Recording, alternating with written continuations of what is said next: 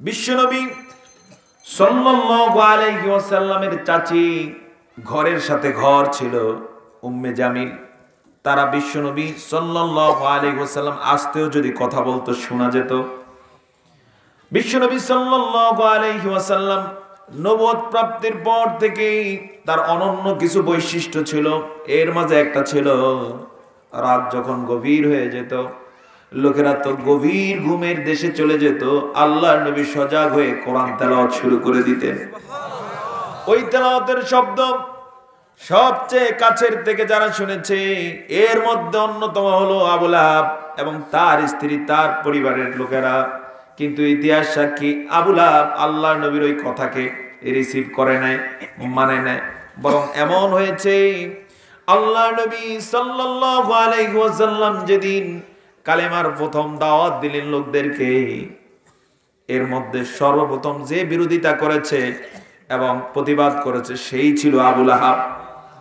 শুধু তাই নয়, ইতিহাস সাক্ষী আল্লাহর নবী যখন বললেন, ইয়া আইয়ুহান নাস কুলু লা ইলাহা ইল্লাল্লাহ তুফলিহুন, ও মানুষেরা তোমরা বলো লা ইলাহা ইল্লাল্লাহ, আল্লাহ ছাড়া আর কোনো ইলাহ নাই, মাবুদ নাই। এই কালেমা যদি তোমরা বলো সফল হয়ে যাবে। কেউ বুঝে ওঠার আগে আবু লাহাব পায়ের নিচের থেকে বড় একটা পাথর নিল। বুঝতে পেরেছে আরবি ভাষায় নবী কি বলেছেন। বুঝতে পারার কারণে শুধু প্রতিবাদ করেই ক্ষান্ত হয় নাই, বেয়াদবির চরম পর্যায়ে পৌঁছে গেল। পাথরটা হাতে নিয়ে তাব্বান ইয়া মুহাম্মদ বলে পাথরটা মেরে দিয়েছে। আল্লাহ রাব্বুল আলামিন তার হাবিবকে, নতুন নবুয়ত প্রাপ্ত নবীকে ওই পাথরের আঘাত থেকে হেফাজত করলেন। কিন্তু আল্লাহ রাব্বুল আলামিন আবু লাহাবের আচরণে এত ক্রুদ্ধ হলেন, আল্লাহ তাআলা এত ধিক্কার জানালেন। তার ওই আচরণের বিপরীতে আল্লাহ রাব্বুল আলামিন একটা সূরা নাজিল করে দিয়েছেন, যে সূরাটার নাম হলো সূরা লাহাব। জোরে বলুন সুবহানাল্লাহ। আবু লাহাব বলছিল, মক্কার মানুষদের সামনে ধ্বংস হও মুহাম্মদ। সেই বলছিল 1450 থেকে 1500 বছর আগে। আর আল্লাহ তাআলা তামাম বিশ্ব জাহানের মাঝে তার বিরুদ্ধে একটা সূরা নাজিল করে কিয়ামত পর্যন্ত মানুষের সামনে জানিয়ে দিলেন আবু লাহাবের পরিণতি কি হয়ে যাবে। কি বললেন আল্লাহ তাআলা একটু বুঝুন। আল্লাহ রাব্বুল আলামিন বলছেন, তাব্বাত ইয়াদা আবি লাহাবিন ওয়া তাব মা আগনা আনহু মালুহু ওয়া মা কাসাব সায়াসলা নারান যাতা লাহাবিন ওয়া ইমরাআতুহু حمالة الحطب في جيدها حبل من مسد। الله أكبر। আল্লাহ তাআলা ঘোষণা দিচ্ছেন, তাব্বাত ইয়াদা আবি লাহাব ওয়া তাব, ধ্বংস হয়ে যাক আবু লাহাবের দুই হাত। ইঙ্গিত করছেন আল্লাহ তাআলা, যে হাত দিয়ে পাথর উঠে আমার নবীকে মেরেছে, ওই দুইটা হাত আবু লাহাবের ধ্বংস হয়ে গেল। শুধু হাত না, ওয়া তাব্বা, ধ্বংস হয়ে গেল সে নিজে। শুধু তাই নয়, আল্লাহ তাআলা আরো জানাচ্ছেন, মা আগনা আনহু মালুহু ওয়া মা কাসাব, কোন কাজে আসে নাই তার বিষয়ে। মালুহু, তার যত মাল ছিল। মক্কার ধনাঢ্য ব্যবসায়ী ছিল, বর্তমানের হাজার হাজার কোটি টাকা মানের হয়তোবা সম্পদ ছিল, কোনোই কাজে আসে নাই। ওয়ামা কাসাবা, সে নিজে যা উপার্জন করেছে সেগুলো কাজে আসে নাই। এই কাসাবার একটা ব্যাখ্যা এসেছে, অসংখ্য অগণিত সন্তান সন্ততি ছিল, কিন্তু বেয়াদবিটা করছে আল্লাহর নবীর সাথে, আল্লাহর কোরআনের সাথে, যার কারণে সম্পদ সন্তান কোনো কাজে আসে নাই, ধ্বংস নিশ্চিত হয়ে গেছে। শুধু তাই নয়, আল্লাহু আকবার, সত্যের বিপক্ষে যদি কেউ দাঁড়ায় যায় পরিণতি কি হতে পারে আল্লাহ তাআলা আরো জানাচ্ছেন, সায়াসলা নারান যাতা লাহাবিন ওয়ামরাআতুহু হাম্মালাতাল হাতাব ফি জিদিহা হাবলুম মিন মাসাদ। অচিরেই সে প্রবেশ করবে নারান, এমন আগুনের মধ্যে, যাতাল লাহাব, যে আগুন লেলিহান আগুন, দাউ দাউ করা আগুন। ওই আগুনের মধ্যে কেউ ঢুকলে কোনোদিন বের হতে পারে না। ওই আগুন এমন আগুন যে আগুন জ্বালিয়ে ছারখার করে দেয়। ওয়ামরাআতুহু, সে একা জ্বলবে না, তার এই অপকর্মে তার বউও তাকে সহযোগিতা করেছে। বউ কোনোদিন বাধা দেয় নাই, সত্যের বিরোধিতা করা সত্ত্বেও বউ তারে বাধা দেয় নাই, যার কারণে তার যে বউ উম্মে জামিল, সেও একই সাথে জাহান্নামে যাবে। নাউজুবিল্লাহ। হাম্মালাতাল হাতাব, বহন করবে বোঝা, বহন করবে এমন বোঝা, যেই বোঝা তাকে জ্বালিয়ে দেওয়ার জন্য ব্যবহার করা হবে। ফি জিদিহা, তার গণ্ডদেশে বোঝা বহন করে, হাবলুম মিন মাসাদ, খজুরের বোঝা, খজুরের রশি ইত্যাদি বহন করে স্বামীর সাথে একই জাহান্নামে থাকবে। আমার বন্ধুগণ, এত চরম কথা আল্লাহ তাআলা বললেন কি কারণে? বলেছেন এই কারণে মহাসত্যকে অস্বীকার করেছে। তো এই জন্য শুধু শুনলেই কেউ হেদায়েত পায় না, শোনার জন্য কিসমত লাগে নাকি লাগে না? আবার শোনার ক্ষেত্রে কিসমত যেমন লাগে, নিজেরও ইচ্ছা লাগে নাকি লাগে না? এবার দেখুন, আল্লাহর নবীর মুখ থেকে কথা শুনেছিলেন হযরতে বেলাল। মানের দিক থেকে আবু লাহাবদের মতো ছিলেন না। আবু লাহাব ছিলেন নবীজির চাচা, কুরাইশ বংশের, খুব সম্মানীয় বংশ। যেমন পাশাপাশি হলো তেমন তার সৌন্দর্য ছিল, সন্তান সন্ততি ছিল, ক্ষমতা ছিল, টাকা পয়সা ছিল ইত্যাদি। এত কিছু থাকার পরেও শোনার মতো না, শুনতে পারার কারণে ধ্বংসের ইতিহাস আল্লাহ তাআলা উল্লেখ করে দিয়েছেন তার বিষয়ে। পক্ষান্তরে বেলালের আল্লাহর কোরআন যখন নবীজির মুখ থেকে শুনেছেন, ছিলেন ক্রীতদাস, কিন্তু শোনার সাথে সাথে সেটা রিসিভ করেছেন, হৃদয়ের মধ্যে জায়গা করে দিয়েছেন। আল্লাহ তাআলা এই কারণে এত মর্যাদা দান করলেন, যে মসজিদের খতিব বলেন নবীজি, ওই মসজিদের মুয়াজ্জিন বানিয়ে দিলেন আল্লাহ তাআলা হযরতে বেলালকে। আরো অনেক ঘটনা আছে, আমি সেই দিকে যাব না, এজন্য ইচ্ছে করলেই শোনা যায় না আমার বন্ধুগণ। যার কারণে আল্লাহর কোরআনের যেখানে আলোচনা হয়, যিনি আয়োজক আছেন তাকেও যেমন দিলটা লাগে, হৃদয়টা লাগে, যে আমি এখানে আয়োজন করছি লোকেরা যেন শুনতে পারে, যারা আলোচনায় আসবেন তারাও এই মানসিকতা লালন করতে হবে, যেন আল্লাহ তাআলা এমন কিছু কথা বলার সুযোগ দেন যেটা নিজের জন্য কল্যাণ হবে, অন্যের জন্য কল্যাণ হবে। শ্রোতা যারা থাকেন তাদেরকে এই নিয়ত করে আসতে হয় যেন কিছু আলোচনা শুনে নিজেও ফায়দা পাই, অন্যদেরকেও ফায়দার পথে নিয়ে আসতে পারি। কথা বলুন ঠিক কিনা? সেই হিসেবে আল্লাহ তাআলার কাছে আমরা ফরিয়াদ করব, রব্বুল আলামিন আমাদেরকে কিছু কথা বলা এবং বুঝার, কিছু কথা বলা এবং শোনার মতো সৌভাগ্য দান করুন। সকলে বলি আল্লাহুম্মা আমিন। তো সম্মানিত হাজিরিন, আমরা তেলাওয়াত করেছি সূরাতুল ইখলাস। এটা কোরআনুল কারীমের 100 কত নম্বর সূরা বলতে পারেন? 113 নম্বর সূরা। এরপরে মাত্র আর 2টা সূরা, সূরা ফালাক এবং সূরাতুন নাস। তো এই সূরাটার নাম হচ্ছে সূরাতুল ইখলাস। কি নাম? সূরাতুল ইখলাস। ইখলাসের বিষয়ে আমরা কিন্তু এই শব্দটা ব্যবহার করি নিজেরা, যার ইখলাস ঠিক নেই বলে কিনা এরকম। আবার খুব মুখলেস মানুষ, ইখলাস ঠিক আছে। এই ইখলাস যে বলি, ইখলাস শব্দের অর্থ কি জানা আছে আপনাদের? এটা কিন্তু ব্যবহার করি। ইখলাস শব্দের অর্থ হচ্ছে একনিষ্ঠতা। কি? একনিষ্ঠতা, একনিষ্ঠ। হ্যাঁ, অর্থাৎ যেটা করতেছ তো করবি, জীবন থাকার যাক, এরকম বিষয়কে বলে কি? একনিষ্ঠতা, খালিস। আর যিনি এরকম তাকে বলি আমরা মুখলেস। ইসমে ফাইলের থেকে মুখলেস। সুবহানাল্লাহ। কোন কাজে সফল হতে হলে এরকম মুখলেস হওয়া ছাড়া সফল হওয়া যায় না। যেমন আমি একটা ছোট্ট উদাহরণ দেই। এই মাহফিলের যখন আপনারা পোস্টার দেখেছেন বা এলান শুনেছেন কিংবা দাওয়াত পেয়েছেন, যিনি ইখলাসের সাথে সিদ্ধান্ত নিয়েছেন আমি যাবই, শুধু সেই আসতে পেরেছে। কিন্তু যে শুনছে পরে বলছে আচ্ছা দেখি সুযোগ পেলে যাওয়া যায় কিনা, এরকম তারা আসতে পারে না। হ্যাঁ, সাধারণত এরকমই তো হয়, এরা আসতে পারে না। এত সোজা না। আল্লাহর কোরআন শোনার জন্য সেম কথা। আপনি যখন একনিষ্ঠতার সাথে ইখলাসের সাথে সিদ্ধান্ত নেন যে আমি আল্লাহর কোরআন শুনবই, তখন আল্লাহ তাআলা যাবতীয় সব কিছুর থেকে আপনাকে মুক্তি দিয়ে ওই কোরআন শোনার জন্য সুযোগ দিয়ে দেন। তো এই জন্য সকল কাজে ইখলাসের দাম কম না অনেক বেশি?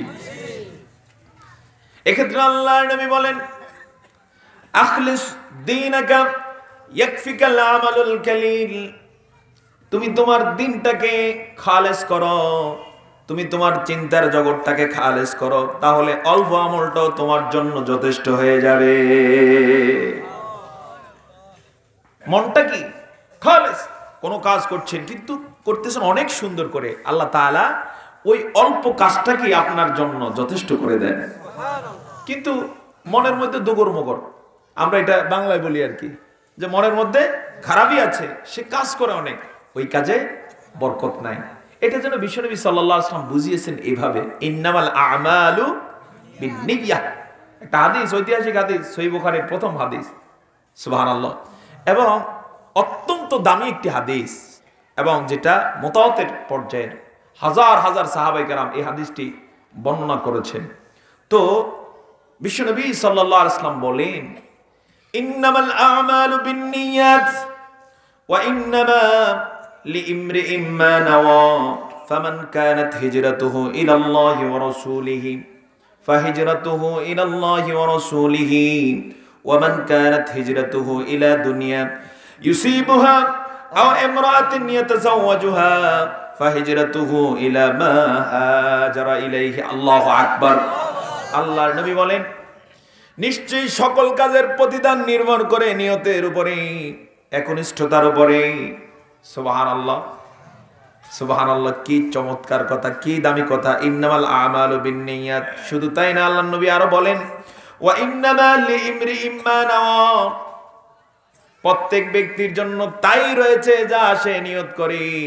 নিয়ত করেছেন আমি মাহফিলে যাবই, কিন্তু যদি এমন হয়ে যায় নিয়তটা আপনার খালেস ছিল, একনিষ্ঠ নিয়ত ছিল, কিন্তু অসুস্থ হয়ে পড়েছেন কিংবা অ্যাক্সিডেন্ট করেছেন, এই মাহফিলে এসে যারা সারা রাত যদিও থাকে কিংবা মাহফিল যতক্ষণ চলবে ততক্ষণ পর্যন্ত থেকে যত সওয়াব লাভ করবে, কেউ যদি নিয়ত সহিভাবে করার পর আসতে না পারে, আল্লাহ সেম সওয়াব তাকেও দান করে দিবেন।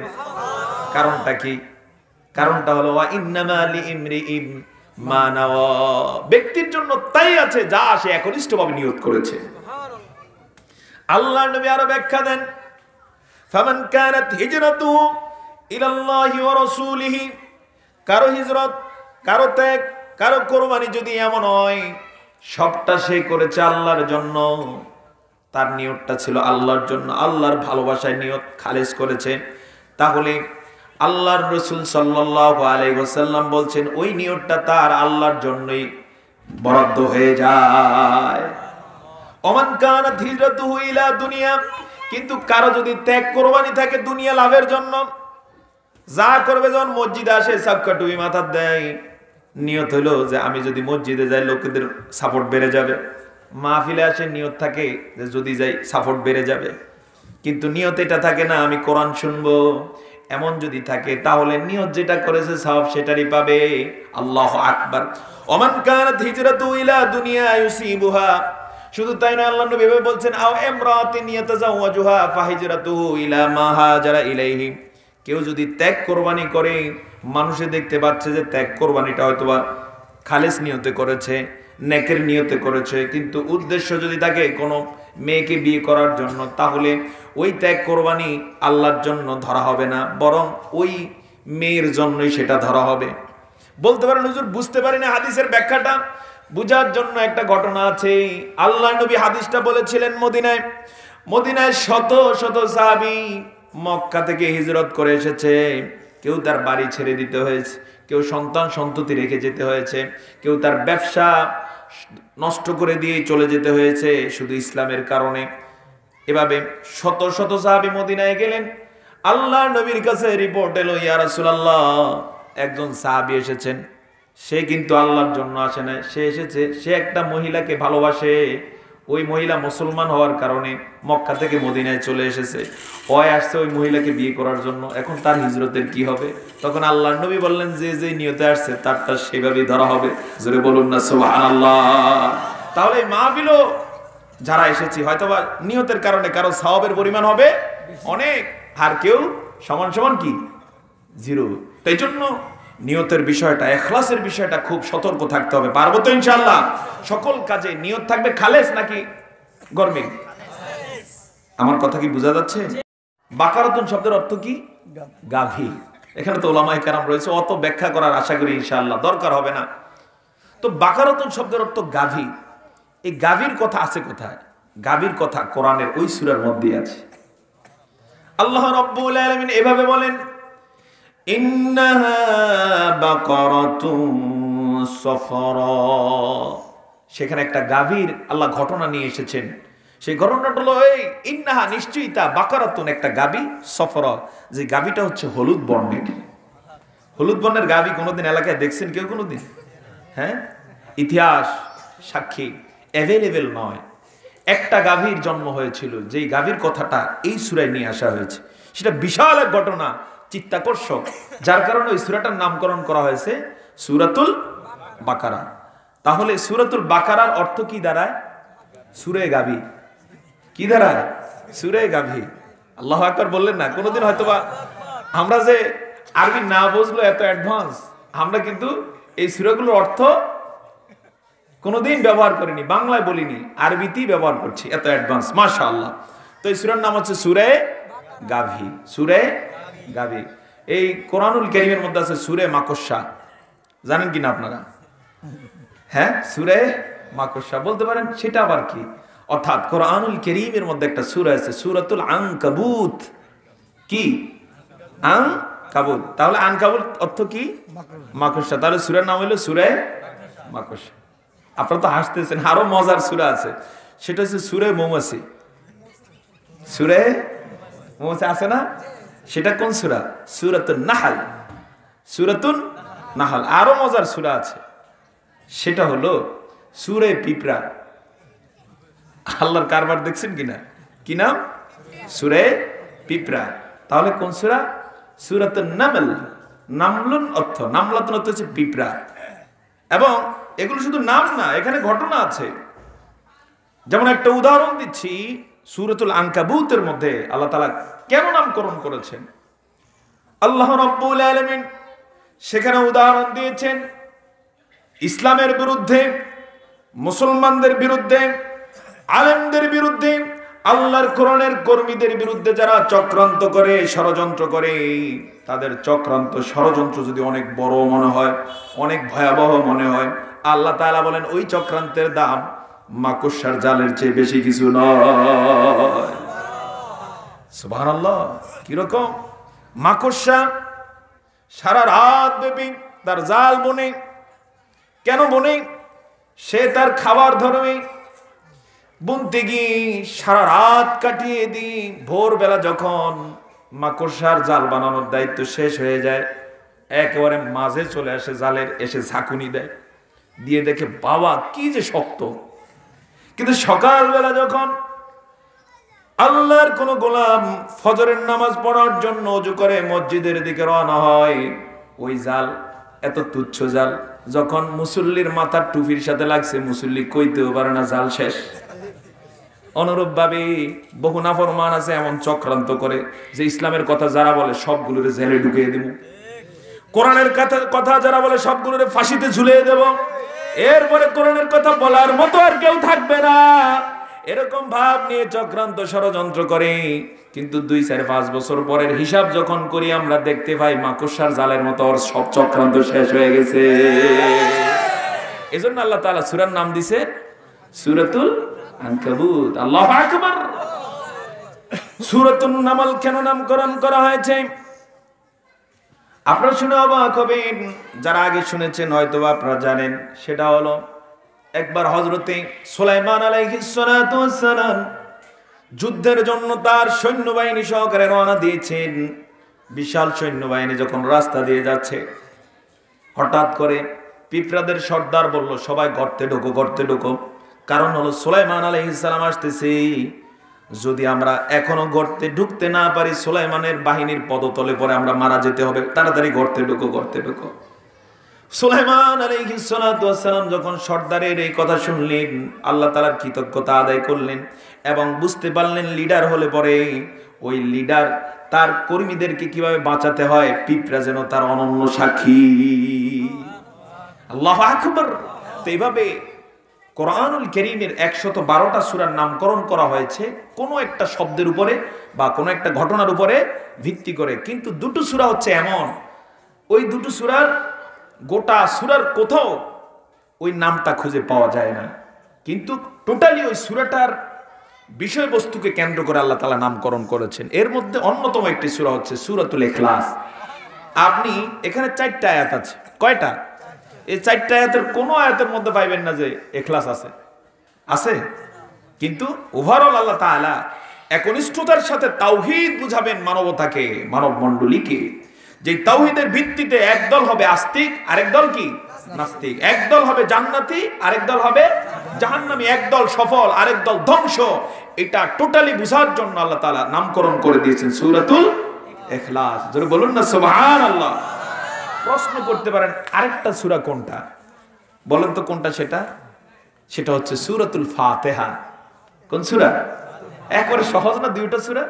সূরা ফাতিহার মধ্যে আপনি বিসমিল্লাহির রহমানির রহিম থেকে ওয়ালাদ-দাল্লিন পর্যন্ত কোথাও ফাতিহা খুঁজে পাবেন না। আসেনি? হ্যাঁ, একটু বললাম না 7টা আয়াত কোথাও আছে? কেন নামকরণ করা হয়েছে?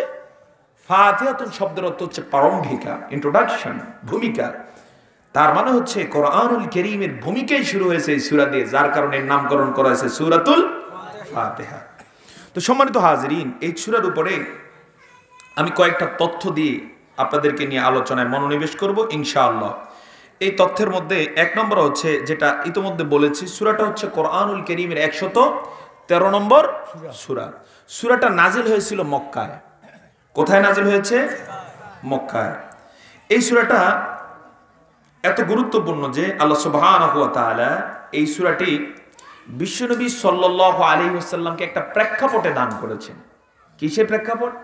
প্রেক্ষাপটটা হলো কিছু কাফের এসে নবীজিকে অনেক কিছু প্রশ্ন করত, উদ্ভ্রান্তের মতো, পাগলের মতো এবং সম্পূর্ণ মূর্খের মতো কিছু প্রশ্ন করত। কিন্তু তারা মনে করত অনেক জটিল প্রশ্ন। সে প্রশ্নটা কি? এসে বলতো, মুহাম্মদ আল্লাহর পরিচয় দাও তো, তিনি কোন বংশের? সুবহানাল্লাহ নাকি নাউজুবিল্লাহ? আবার কেউ এসে বলতো, আল্লাহ তাআলা কিসের তৈরি? আল্লাহ রাব্বুল আলামিন তাদের সবগুলো অবান্তর, অযৌক্তিক, মূর্খের মতো প্রশ্নের জবাবে যে সূরাটা দান করেছেন, সেই সূরাটার নাম হলো সূরাতুল ইখলাস।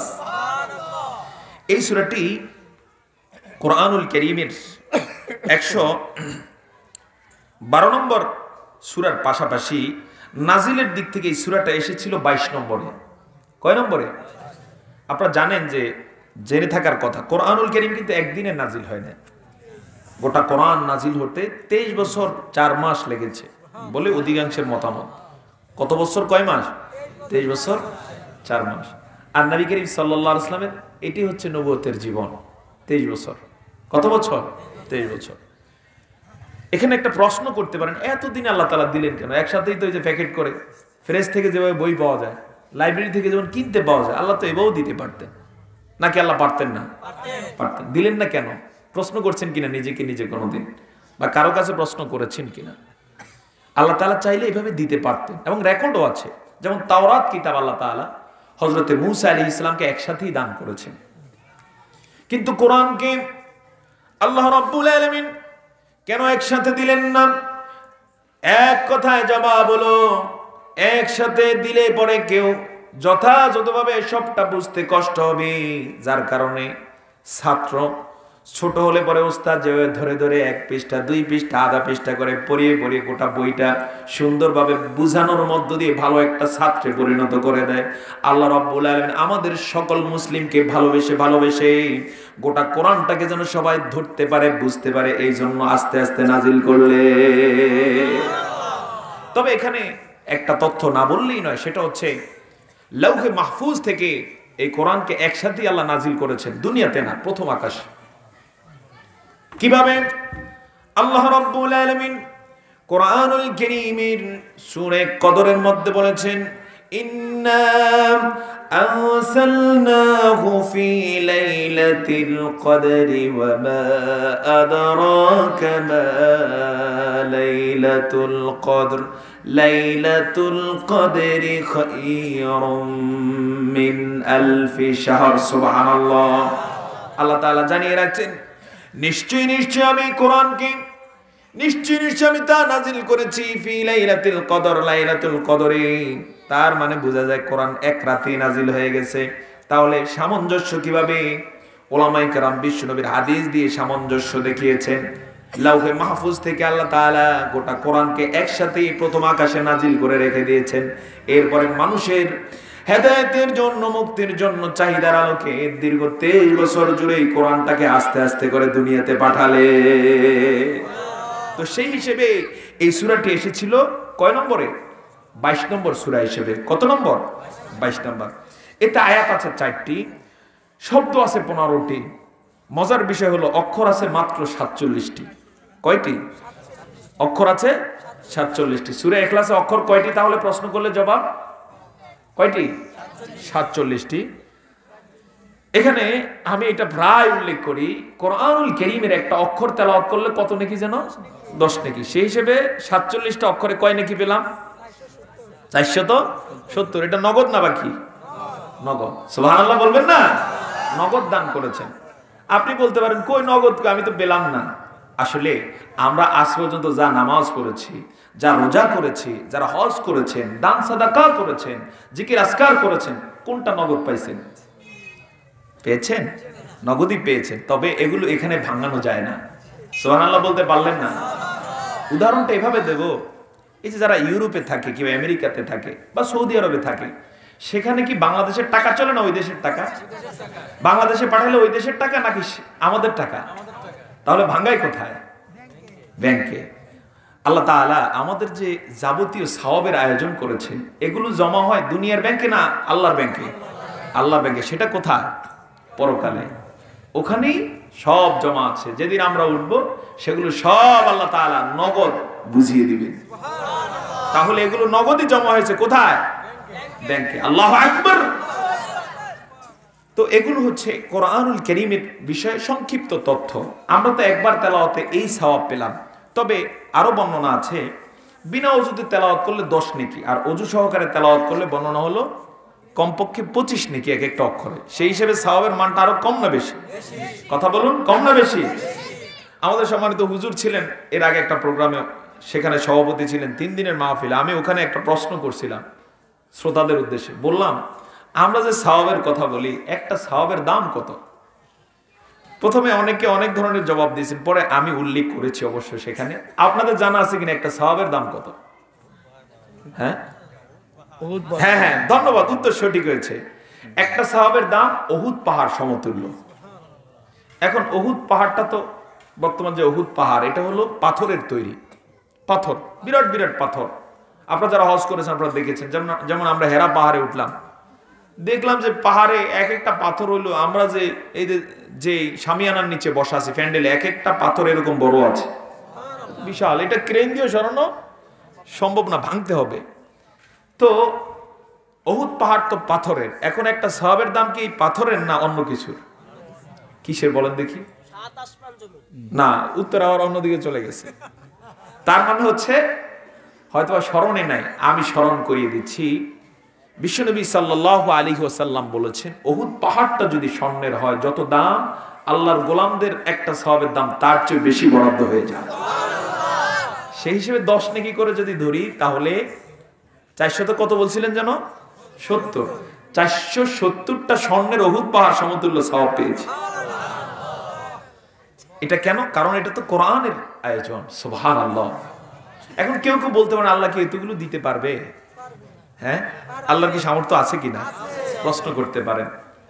অনেক আগে, সম্ভবত 2013 সালে আমি প্রথম আলো পত্রিকায় একটা ওই যে বিজ্ঞানের তথ্য পেলাম। সে পত্রিকায় উল্লেখ করা হয়েছে, সৌরবিজ্ঞানীরা আমাদের যে মহাশূন্য, আকাশের দিকে তাকাইছেন কিনা আপনারা কোনোদিন? সেখানে কি আছে? বাড়িঘর কি আছে? হ্যাঁ, রাতের বেলা দেখা যায় আসমান ভরা তারা। এই তারা কত পরিমাণ আছে, এটা সৌরবিজ্ঞানীদের বক্তব্য হলো গোটা পৃথিবীতে, হোক সেটা প্রশান্ত মহাসাগরের কুল কিংবা আটলান্টিক, হোক সেটা আমাদের বঙ্গোপসাগরের কুল অথবা তেঁতুলিয়া নদীর কুল, যেখানেই মানুষরা যাক না কেন, গোটা পৃথিবীতে যত পরিমাণ বালি পাওয়া যায়, বালি পরিমাণ মহাশূন্যের মধ্যে তারা আছে, বরং তারার সংখ্যা তার চেয়ে বেশি। বালি তো ক্ষুদ্রাতি ক্ষুদ্র, কতটুকু, আর মহাশূন্যের এক একটা তারকা, যেমন আমরা যে সূর্যটা দেখতে পাই, এই সূর্য পৃথিবীর থেকেও 13 লক্ষ গুণ বড়, আর ওই তারা এক একটা সূর্যের চেয়ে বড়, ছোট নয়। এত বিশাল আয়োজন কোথায়? এই আকাশের নিচে, উপরে না কিন্তু, আকাশের নিচে।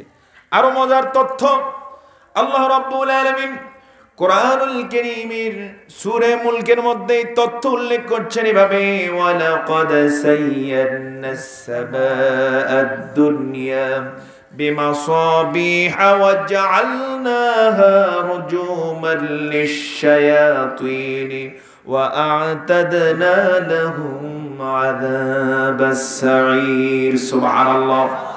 আল্লাহ তাআলা বলেন, দুনিয়ার আকাশে যে তারকারাজিগুলো, এগুলোকে আমি তৈরি করেছি। ওয়ালাকাদ সাইয়্যারনাস সামাআদ দুনিয়া, তৈরি করার কারণ হলো এগুলো দিয়ে আমি দুনিয়ার আকাশটাকে সাজিয়ে রেখেছি। এই তারকার আরো ডিউটি আছে। এই তারকা ব্যবহৃত হয়, শয়তানেরা মাঝে মাঝে আকাশে যেতে চায় যে ফেরেশতারা কি গল্প করেন, কি কথাবার্তা বলে, এগুলো শোনার জন্য, যেন দুনিয়াতে সে বিভ্রান্তি ছড়াতে পারে। যখনই ফেরেশতারা দেখেন কোন শয়তানের গোষ্ঠী আকাশের দিকে যাওয়ার অপচেষ্টা করছে, সাথে সাথে কোন কোন তারকা হাতে নিয়ে মেরে দেয় ক্ষেপণাস্ত্রের মতো। রুজুমান লিশ-শায়াতিন। সুবহানাল্লাহ। কার কথা? এগুলো ব্যাখ্যা বিশ্লেষণ, এগুলো সরাসরি কথা। কার কথা? এটা আপনারাও বুঝবেন। মাঝে মাঝে দেখবেন যে হঠাৎ করে তারকা খসে পড়ছে, দেখছেন কিনা আকাশে? হ্যাঁ, এটা কোরআনের এই আয়াত কি চমৎকার ব্যাখ্যা দিয়ে রেখেছে। সেটা হচ্ছে, ওইটা শুধু দৌড় মারে না, শয়তানেরা শুনতে যায় কোনো গোপন কথা, তখন ক্ষেপণাস্ত্রের মতো ওর মাথায় মারা হয়, আর যাকে মারা হয় সে কিন্তু আর বাঁচতে পারে না। সেক্ষেত্রে একটা প্রশ্ন করতে পারেন যে তাহলে তো শয়তান একদিনই মরে যাওয়ার কথা। জবাব হচ্ছে, শয়তান কিন্তু একটা না। যেমন আদম আলাইহিস সালাম, তিনি মানুষ কি একজন? তিনি হচ্ছেন আদি বাবা, তার সন্তানেরা কম। সন্তানের সংখ্যা কি পরিমাণ! আজকে গোটা বিশ্বে 800 কোটির বেশি মানুষ আছে, অথচ আদম আলাইহিস সালাম কয়জন? একজন। তবে মানুষের সংখ্যা যে পরিমাণ, শয়তানের সংখ্যা তার চেয়ে অনেক অনেক গুণ বেশি। এই কারণে এই যে আমরা বাচ্চাদেরকে মাঝে মাঝে বলি, এই তুই শয়তানি করিস না, কত শয়তান যে ওর সাথে আছে, কয়দিন এরকম।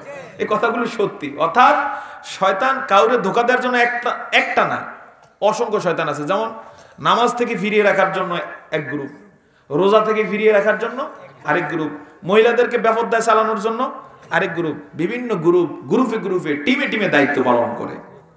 এই কারণে আল্লাহ সুবহানাহু ওয়া তাআলা ওদেরকে সাইজ করার জন্য বিভিন্ন ব্যবস্থা রেখেছেন। আর চূড়ান্ত ব্যবস্থা হচ্ছে আল্লাহর কোরআনুল কারীম। জোরে বলুন না সুবহানাল্লাহ।